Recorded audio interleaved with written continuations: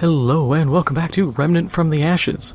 Last time we ended up rescuing the Root Mother, and she told us to seek out the labyrinth, but we have to fight through a large root monster of some sort. So we gotta go do that. Between episodes, I didn't do anything, didn't need to really level or pick up any extra gear. Oh hey, we got new root guys here. We got the guys with guns, and I think that's the summoner. Because there's two, like, root mages. There's one that just conjures explosions of root rot, and then there's the other one that just summons my little goblino dudes and causes problems. Ah, there's one. Okay, so that's the summoner. So it's the bulbous head ones that are the other kind.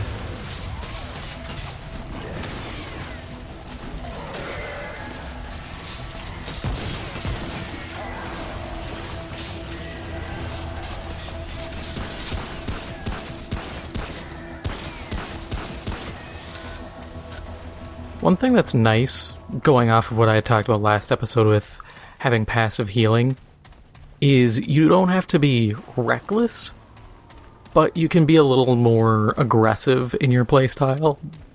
And there's actually a second ring I couldn't find, otherwise I'd be wearing it right now, called Eslan's Ring, which gives you additional healing over time and 25 extra max health.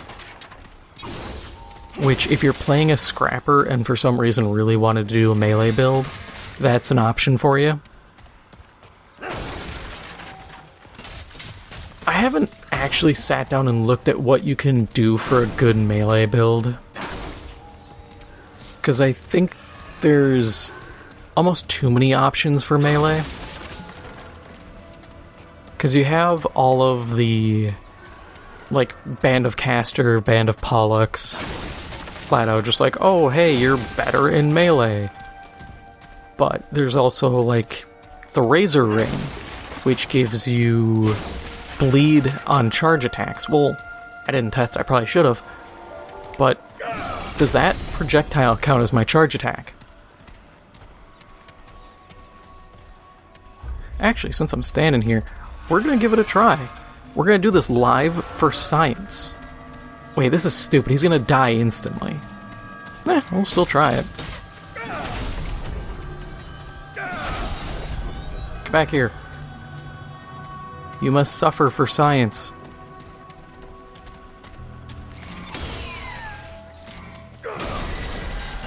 Oh, I did. I saw the stack for a second.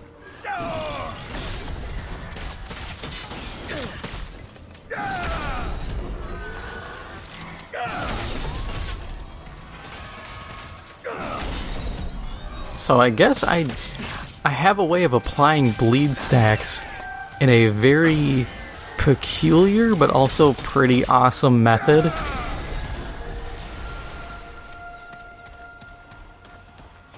Okay, so do I keep it right now? Because no, as cool as it is, and I mean that's really good, 400 damage, yes, it's over 20 seconds, but that's free damage. But for the time being, we will take the 12% damage up, just because, in theory, I should be shooting more than I'm meleeing.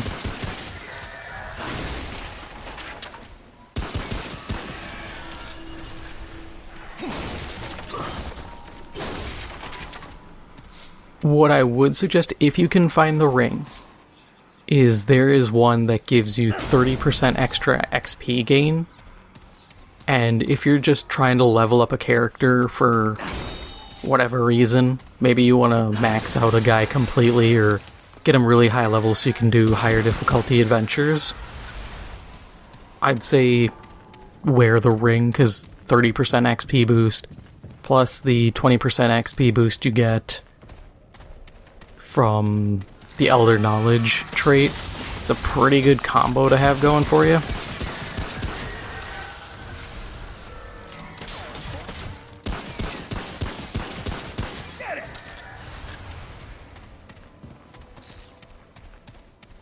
Cool to know that ring combo works, though. Now, see, I want to do 2 other characters just for fun, but one, I want to do the bandit, but the bandit build, it takes so long because I have to get the bandit set, and that is an not an adventure specific, because you can get it in a campaign, but it's an event specific set of armor, because it gives you up to, I believe, a 35% chance on each bullet hit of returning the bullet to you. Actually, I believe it's to the magazine. Because I've run that, I did it in a survival run, and that actually worked out really well. Because I was running, God, what was it? I think I was running like the SMG or something, and I was just mag dumping people. Which actually feeds back into what I'd like to see in Remnant 2. I'd like to see weapon modification, which I think you could do pretty easy stuff, you know. Oh, increase weapon, like magazine size, but swap speed slower, or reload speed slower. If I can get a big mag, and then toss that on with like a 35% chance of ammo recovery, I don't care, because I will probably... I mean, it's 35% chance every bullet, so I can't say out of like a 100 round mag I'm going to get 35 extra rounds, because in theory you could turn a 100 round magazine into 200 by just rolling lucky, or you could turn 100 rounds into 100 rounds and just roll unlucky. As long as the rolls are not dependent, which I don't believe they are, you could get either the best luck or the worst luck per round.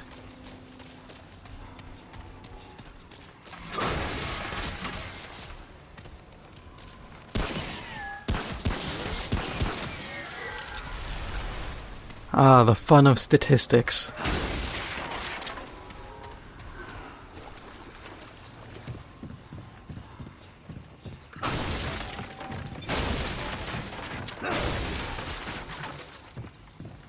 I feel like that's how they get you to pay attention to, or they should get you to pay attention to stats class in high school and college, is for every nerd just being like, look, this affects video games.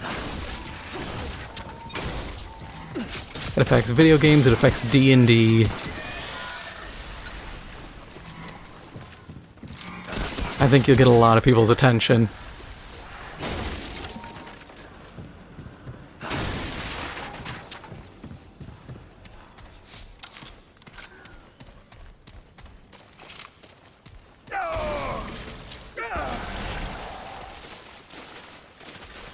I know back in the day for stats we had to run... To show we understood statistics, we had to create a casino game.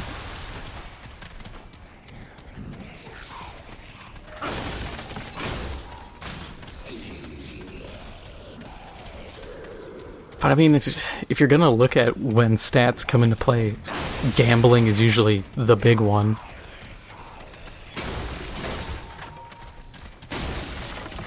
But yeah.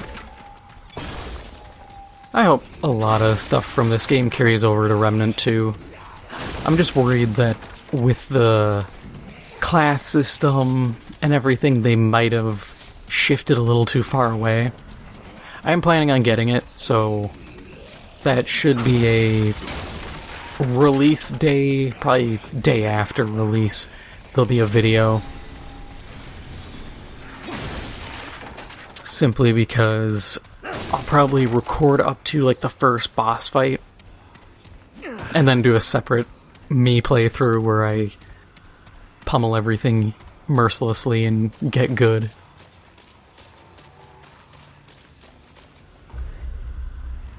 Okay, so we got, looks like 2 paths. We'll keep going this way because it looks like it loops back.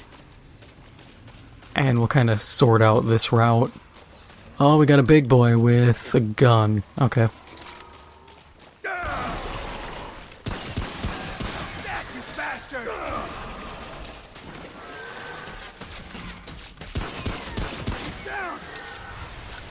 I wonder if they're gonna push for cover more.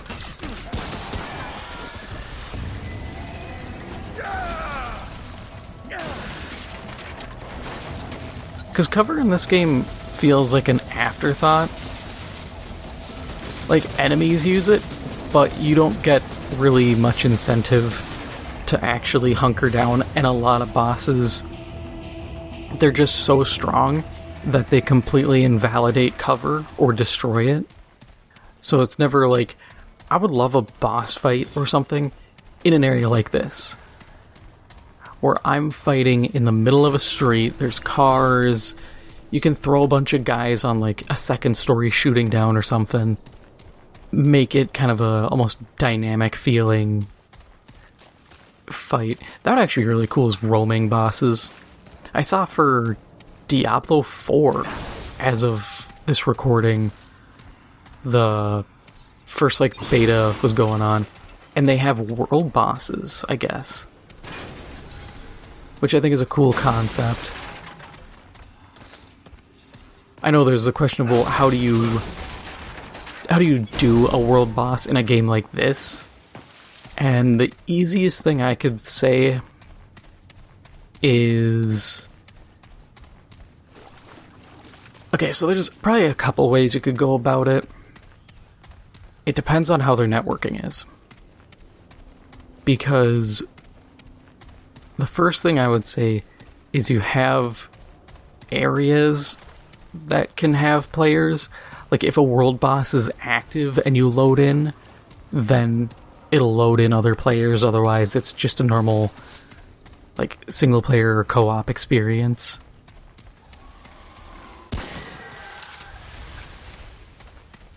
Or I mean, that's kind of what Destiny does, is certain areas, but they also just always load players into every area when you're on patrol. Which is doable, but you don't want them kind of bogarting all the spawns. Because people are going to get angry if, like, one dude's just hanging around shooting spawns. And then how do you do respawns of enemies? Do you just have, like Destiny, do you just have a shadowy hole that they all just come crawling out of? Because the more people can ID specific spawns, the more people are going to go towards trying to set up a loot cave. A lot of questions.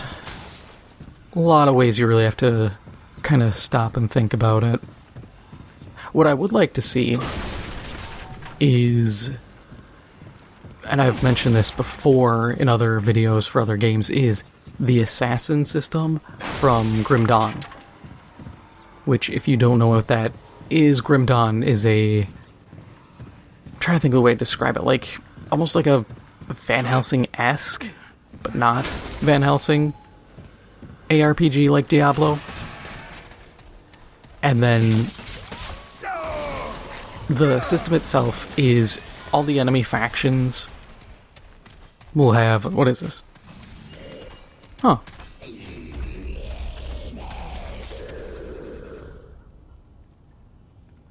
Oh, that's cool. Just 50% more ammo. That's actually really good for machine guns. But you would have this system where in Grim Dawn what it did was every faction had a reputation meter. Of course, some of these guys you can never actually build rep because they hated you. But what it would be is you would attack them, kill them, fight bosses, do whatever, and this meter would fill. And over time, it would eventually max out, and the faction would be like, okay, we're sending an assassin after you. And these would be like ultra rare bosses that would try to kill you. And if you killed them, then you would get some rewards, and then the meter would reset. And I think it'd be cool. I enjoy, like, the Stalker in Warframe. Or they also have, like, Zanuka Hunter or the Groostrag 3. I like that random element of, like, oh, I could load into an area and get jumped. And it's far more entertaining than getting invaded in, like, Elden Ring. Because I hate PvP. Just because people play the absolute cheapest method possible. Do I blame them? No. The tools are there, they're just using them. But it sucks being on the receiving end of some of the cheapest attacks. Like guys who move to Sword of St. Trina's to an extremely low-level character so that they can abuse players' low resistances and constantly hit them with sleep debuffs and then get cheap kills. Talked about Elden Ring, tried to lock onto a target. My brain instantly switched to that playstyle.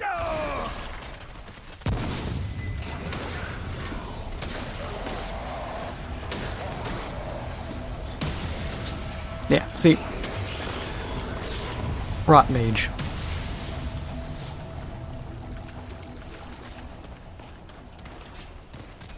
But yeah, I think Assassins would be a cool introduction.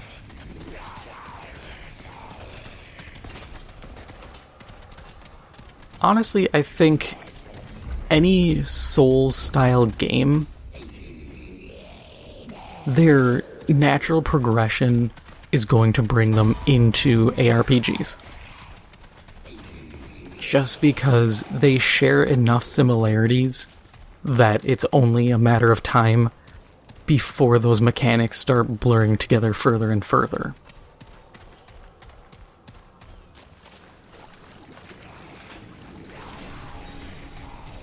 Because as we can see with, like, this game, you can have a hardcore character who one death means they're dead.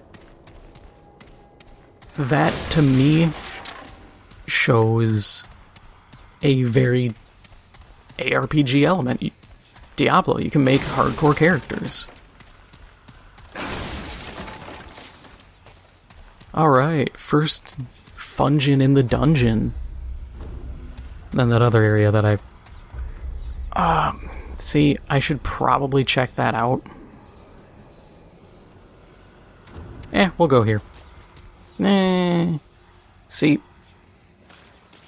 we'll come back here because I am concerned about what could be in the middle, because I think this area, depending on who spawns here, I could get some really useful stuff.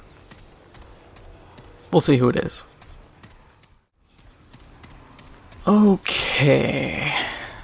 So is this just the camp? Yeah, this looks like it's just the campsite checkpoint. Okay. That is honestly good to know.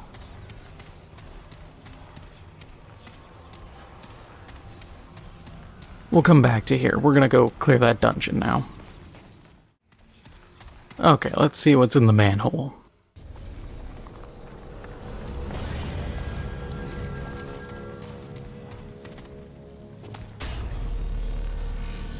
Bandits. Not exactly what I was hoping to see. Oh man, I think I'm hearing things. Cause that... like that, it's a doable fight, but it worries me as to what else is spawning in this area. Cause that always makes me think we're gonna end up having to fight Brabus, and his fight's not bad, I just don't want to do that fight. Because you can completely resolve it peacefully, and that's how you get the bandit set. And it's like, I'd rather just get the bandit set.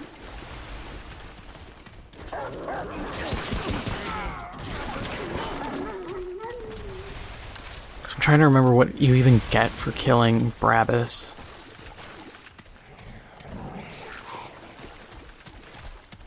The fact I'm spacing shows it's nothing good. I know you can get a trait if you're doing multiplayer.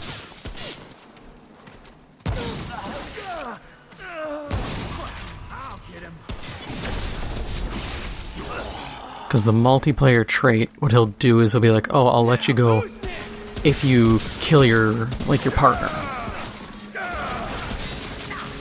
And obviously because there's friendly fire, you can kill your teammate.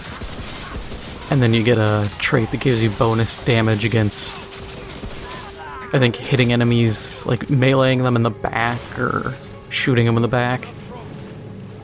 It's not as good as you'd think it is.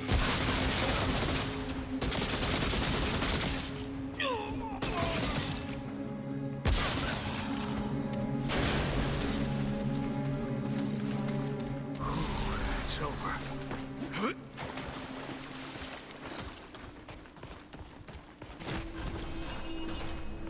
Yeah, I just love having regen. It renders a lot of the concerns about health almost entirely moot.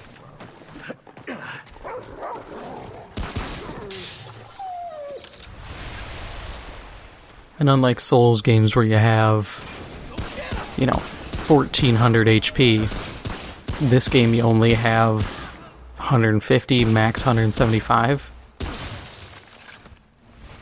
So even half an HP per second is still a sizable amount of HP regen. Hey, Simulacrum. That is, if I really feel like it, another Dragon Heart. Don't really need 9 Dragon Hearts. And I think I'm actually getting close, just because I'm already this far up. I think it puts me close to max anyways. Hey, fresh meat.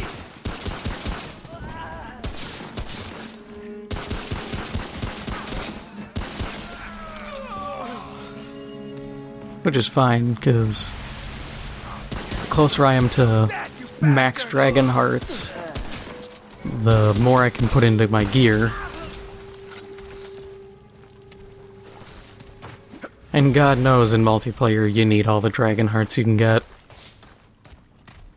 Just because, at least in my experience, you find a lot of people who just are not that good and go down a lot.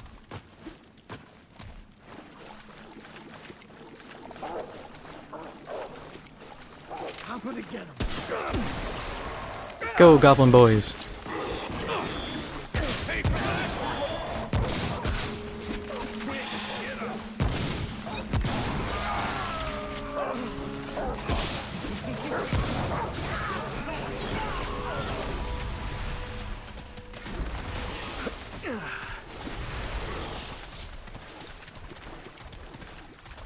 I like something a little better than galvanized iron right now.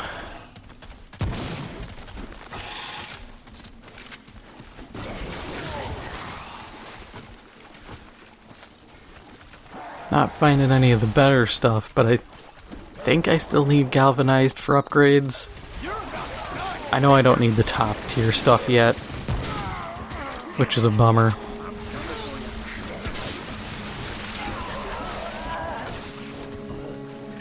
What do we got? Nah, Band of Pollux.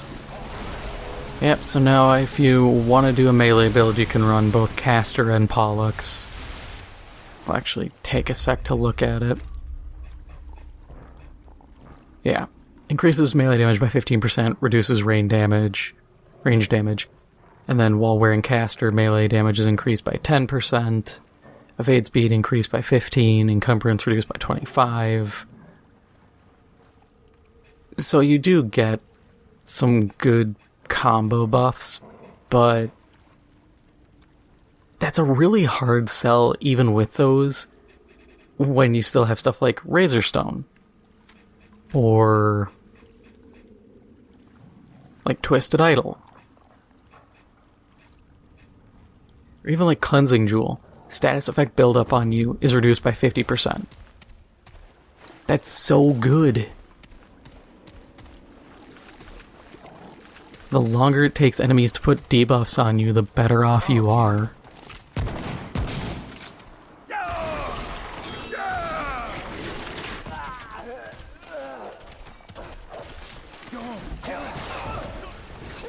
Come and get it! You're dead! Upset, you bastard!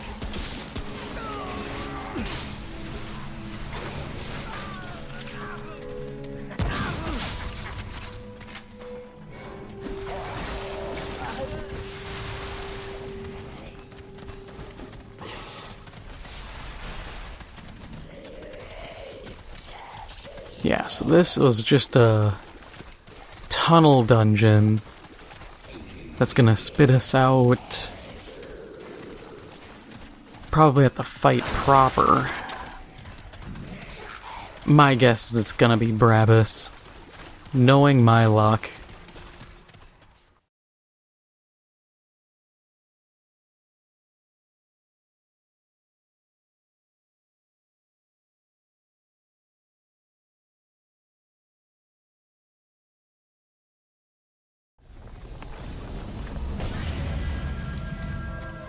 No, actually I don't know. I have to see, because this might just be spitting us out in the other area. No, this is a different spot. Yep, it's Brabus. The depot's his dungeon. Or his arena. Kinda sucks fighting him, but whatever. We'll just get whatever we can off him. Would've been nice to have Mudtooth, because then we can get the watch off him, and then we hand it over to Brabus.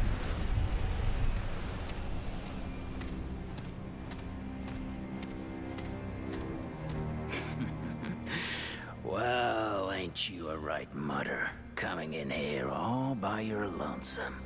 Most folk ain't so dumb.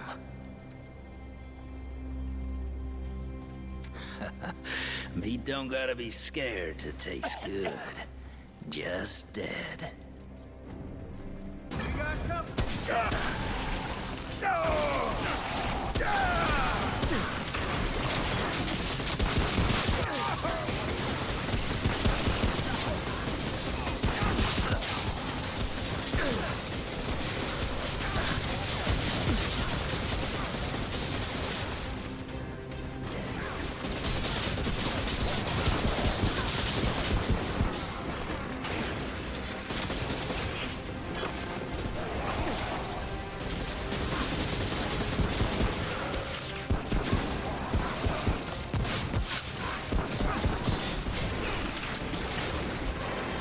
Yeah, and Brabus is only dangerous up close because his shotgun will stagger you.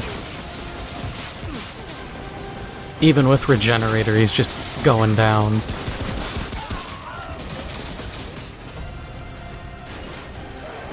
Oh, yep, now I know what we get.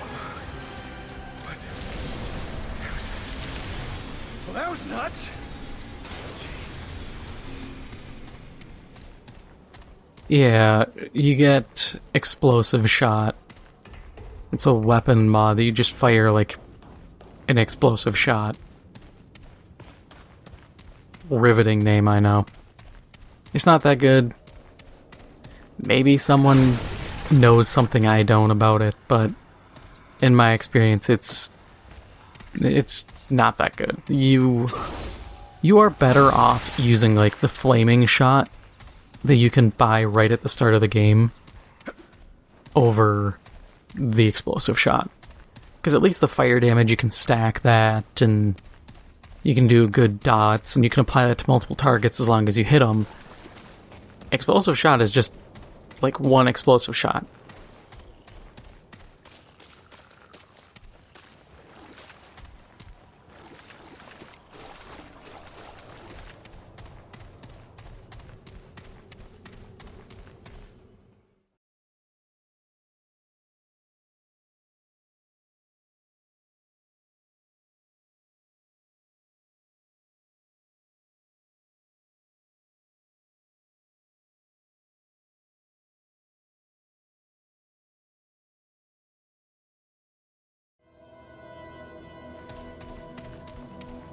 Yep, there we go. This spits us out just north of the camp.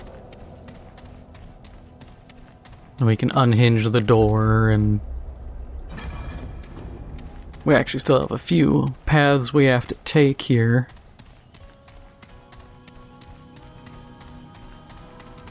We'll swing this open and get a rest.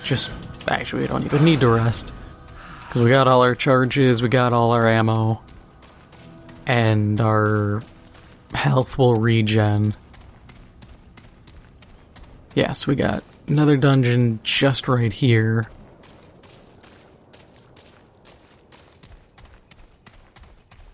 And then we got one to the south. I think this one... Wish you could zoom the map. But this one with the orange, I believe that's like the main path. So we'll check south here and see what we get.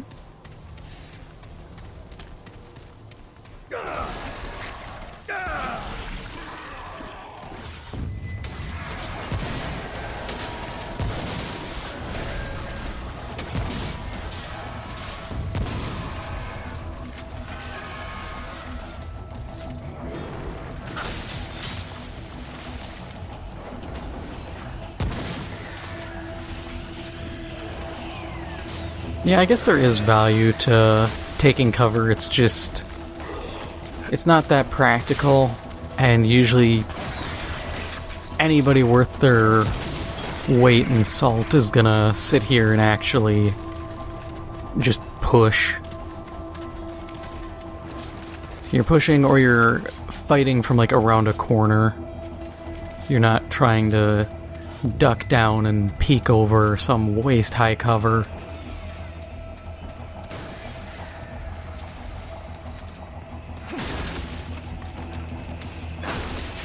It's hard to justify, like, essentially stopping for a second. Because I can just keep pushing on a guy, and since I have a shotgun, I really do have to push. But if I'm sitting here, you know, crouched over here waiting, it works. But if they're, like, behind that cover, why don't I just push around, flank them and get them, or just push forward? Maybe it's more valuable at higher difficulties for adventure.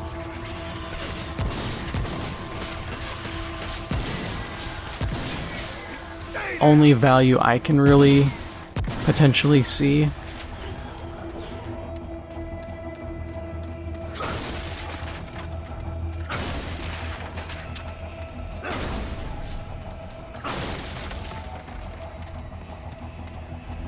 Yeah, the more I think about what I had said about these games eventually just kind of evolving into ARPGs, the more I think it's true, just by looking at, especially this game. Rot. Because this game kind of embodies that. Random gen environments. You're constantly picking up like a currency that you can use at vendors.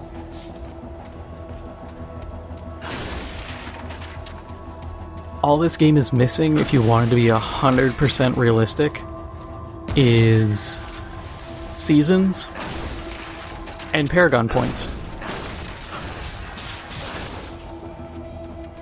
You know, oh, you hit max level, well, now you can do extra points that will get applied to every future character. Which, I will say, would be really nice for hardcore. Because hardcore characters, I've yet to even try one, because I'm so worried about them dying. Because you can get stuff for playing hardcore characters and beating like every boss and doing all this stuff. But I look at some of these fights and I'm thinking, I have to power level. I would have to sit here and farm just low-end bosses or even just trash enemies repeatedly, or hopefully get into groups that are running content on hardcore teams, or I'd have to work with like a friend and hope we can just co-op through a bunch of stuff.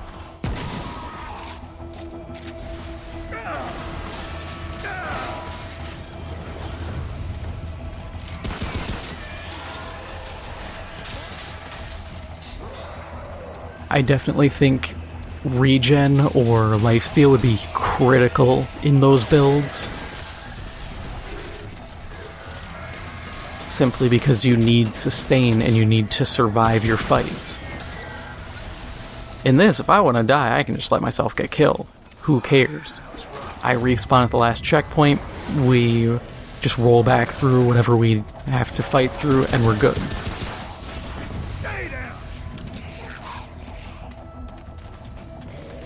But anything further than that, yeah, it's a lot more.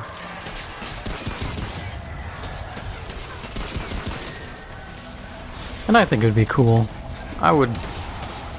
That is one thing I would love for ARPGs, is more involved combat.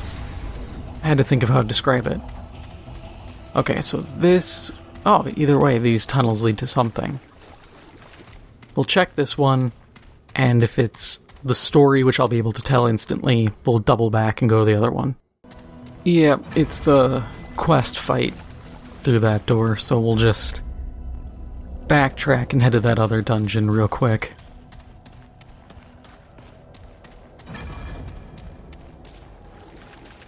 I had a feeling the second I saw the actual tunnel, I thought, I think this is where it goes, because both, like, world bosses, both world bosses have that kind of entrance, because they're both open world, or like open air fights. Because it's the dragon, or it's the Ent. And this fight looks to be the dragon, so Singe. Which is... Of the two, I think it's the tougher fight. It's easier, I think, in some ways, if you know what you're doing. But you also have to know what you're doing, and I find a lot of people don't. Both the fights, I think people kind of stumble about through, which is kind of amusing because neither fight is that difficult. Singe, he has a glowing weak point on his chest that you just light up. He breathes fireballs at a distance, which is just like a, depending on how far away you are, a dodge roll or a sidestep. The trash mobs that spawn are a little more dangerous because they're the root guys. The basic trash ones we've been fighting that are melee are called devils, apparently. And these are like the flaming versions that you hit them and they burst into flames. They're a little more difficult, but they drop ammo with, I believe, every kill, so not much of an expenditure, just keep moving and shoot.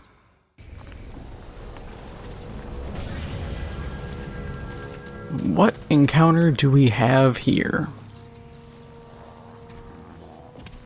Okay, I know this one. Yep, this is, I believe, the 3 shrines?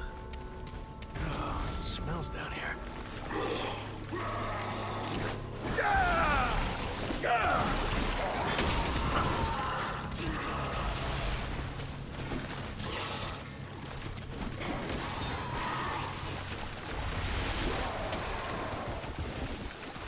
Yeah, get him!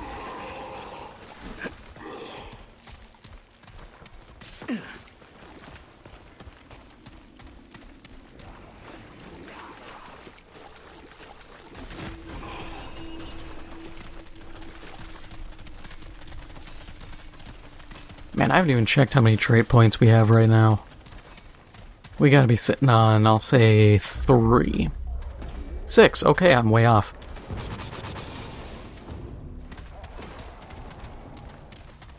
More healing. We'll actually check the ring quick. Yeah, 0.618.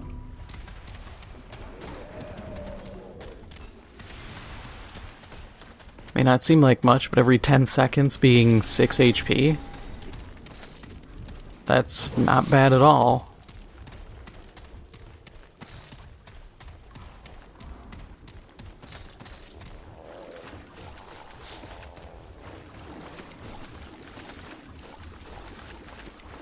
Yeah, it's the shrines, because there's one right there, and then there'll be some ones further on. What we'll do is there's a, not really a trick, it's just depending on the order you do this, you can get, I believe, both rewards for doing this. We just don't engage these yet.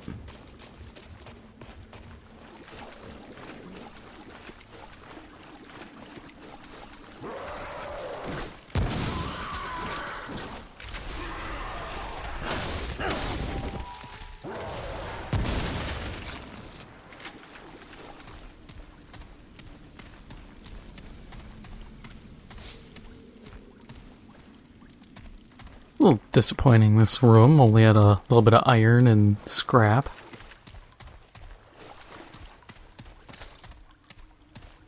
We'll pop this door open so we can get out easy.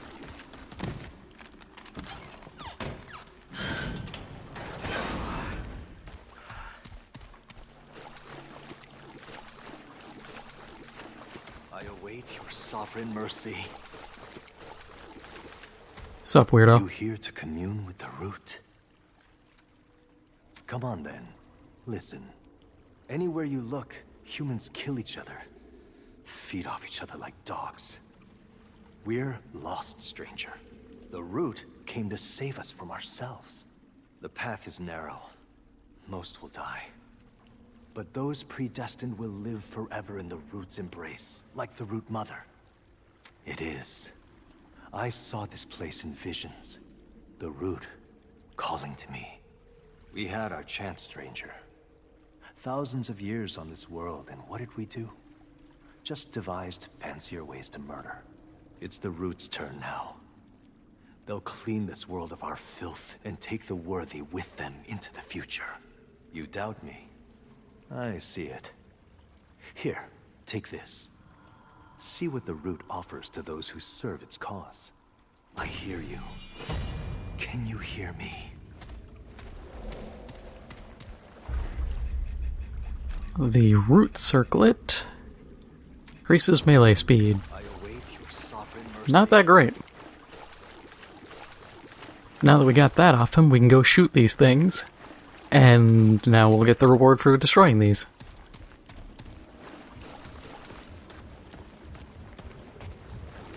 And it's nice because we get the 250 XP off him right away.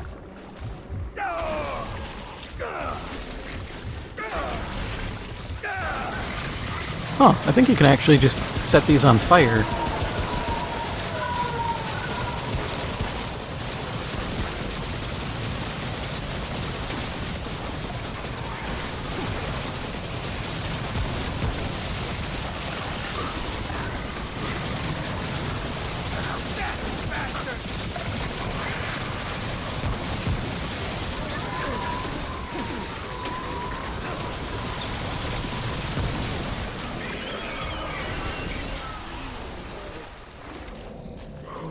It's over. Yeah, I think if you have a flaming attack, you can actually ignite that and probably... I can actually probably ignite all of these. Because that's what I think these are, is like oil. And yeah, that's probably an easy way to do these with relatively minimal effort. That's cool. I never actually stopped to look at that. I'll have to experiment with that sometime and see how it works. Because if it does that, that's a very easy way to do these missions, or at least this one. Ah, weirdo. Well, he's dead now. Oh, these guys, yeah. Okay, I've seen those guys before. I've just not really looked at one up close. Yeah, because they give the resist shield. Never really means much to me. The enemies die all the same.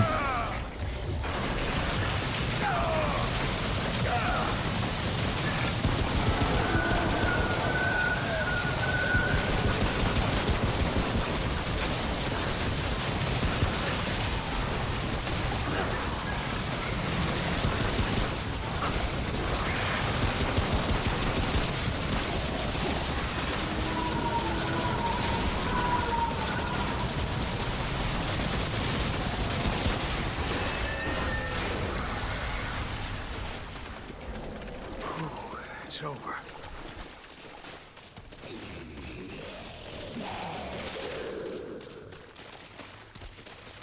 Hey, we got 2 turrets. That's cool. was actually my bigger concern than the goblin guys, because I get those fast enough.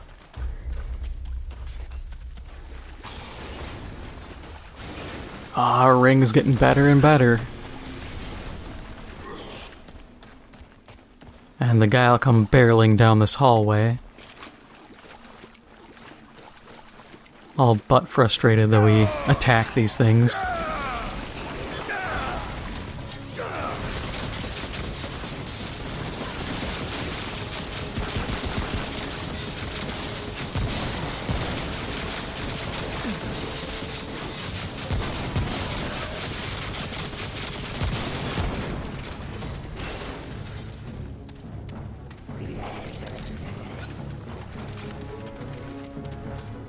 Okay, now Braided Thorns. Increases crit chance by 10%, gain additional 10% for 10 seconds after slaying an enemy. Not bad. Good, like, mob clearing trait, or ring, but not the best.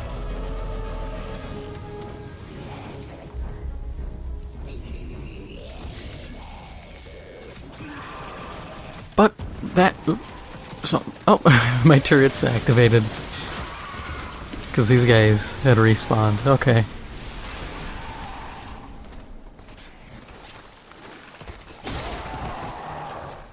Okay, now that that's all dealt with,